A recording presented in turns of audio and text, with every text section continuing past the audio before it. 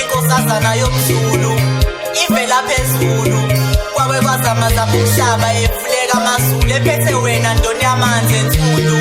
Iphimbo lakho ngilifanisa nezwi nasesontweni bayafakaza ngawe.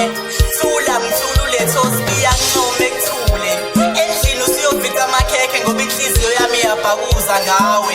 Yona inhliziyo yami ngifaka ushukela kuwena ngifuna ukuba nguswirazi. Ungakhohliswa yilaba babeka amazondo basenza ikhalenda bafuna ukuhlukanisa njengonyaka.